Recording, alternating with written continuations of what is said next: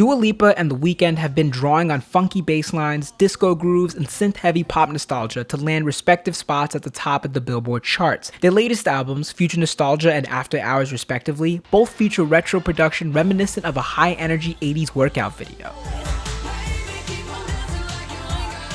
And as Genius's Joe Ali found, that feeling is a few decades old. Honestly, guys, I don't know what it is, but whenever I hear these albums, my hips won't stop moving. What exactly is it about the production and these narcistic sounds that make you want to dance? A really key musical concept, which is syncopation. That's songwriter Charlie Harding and musicologist Nate Sloan from Switched On Pop, a podcast about the making and meaning of popular music. The two sat down with Genius Joe Ali to break down the heavy influence of the late 70s and 80s production found in today's pop music, and why these sounds make you want to dance. If you think of a track like Don't Start Now, there's kind of this underlying, really steady rhythm that undergirds the whole song that's really common in disco. It's called like a 4 on the floor rhythm. 1, 2, 3, 4, 1. It's just the simplest rhythm there could be.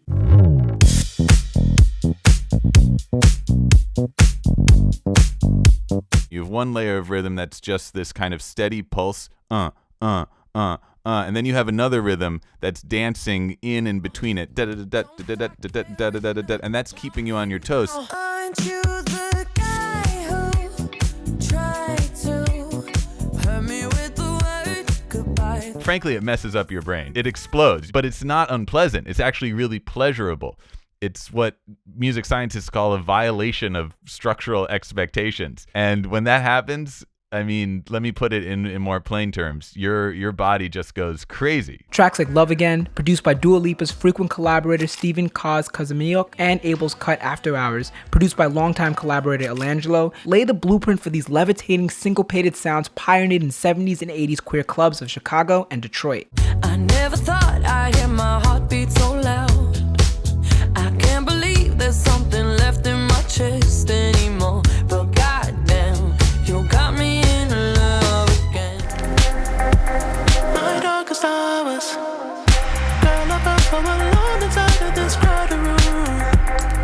Different curls on the floor, distracting my thoughts to you. But according to Harding, in order to truly capture the essence of a time period, you have to sound like it. If you go into any major studio, they're gonna have a wall of different synthesizers because each one has a very particular voice and brings out a quality that might be of different eras. So the Juno was really, in many ways, the sound of the 1980s. Synthesizers like the Roland Juno 60 were essential in bringing the listener into an outer space world and present a sense of escapism that dominated the sound of the late 70s and 80s. Italian composer Giorgio Moroder, dubbed the father of disco, famously used sci-fi-esque synths throughout his discography, something you can hear in Donna Summer's 1977 cut, I Feel Love.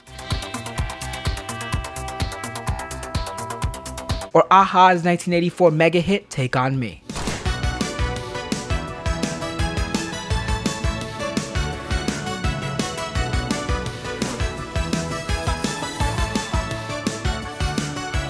Just like a-ha, The Weeknd glides over synth-filled beats that drive the production of his track, Blinding Lights.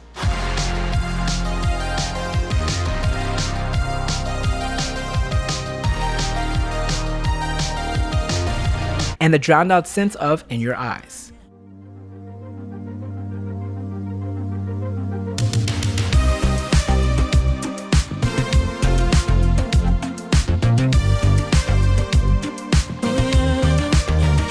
As for Dua Lipa, well, she is no stranger to these sounds and falls right into place in the eponymously named track, Future Nostalgia.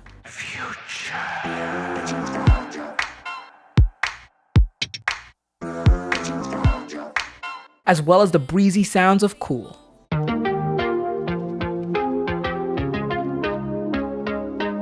To give these synths a sense of fullness, producers often weaved percussion in between the sounds to keep the rhythm going. And one of the more important drum machines of the era was the Linn drum, made famous by Prince. Prince found ways of tuning this very sort of robotic sound, this thing that's trying to approximate a drum and give it its own voice. You know when you hear the tom roll that's like...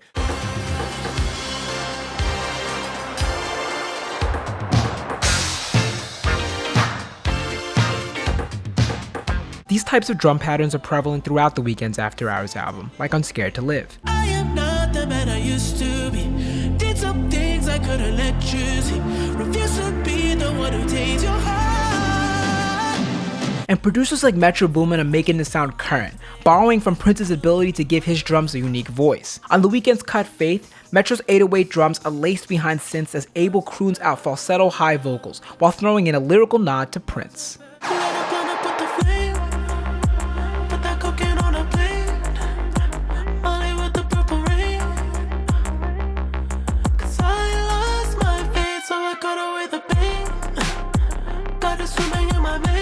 For Dua Lipa, the drums laid throughout her album add extra oomph, like on her Galaxy Traveling cut, Levitating.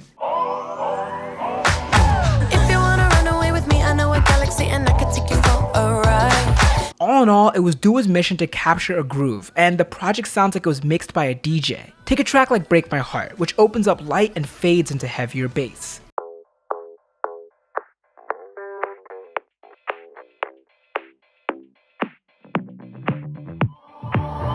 I've always been the one to say the first goodbye. Even though it's a studio album, you get this filtering and EQing that makes it feel alive. It makes it feel like you're on the dance floor, even if you're just listening on earbuds on a safe physical distancing walk in your neighborhood. Artists and producers finding success by tapping into sounds of the late 70s and 80s is nothing new. Take Daft Punk's Grammy Award-winning 2013 album Random Access Memories.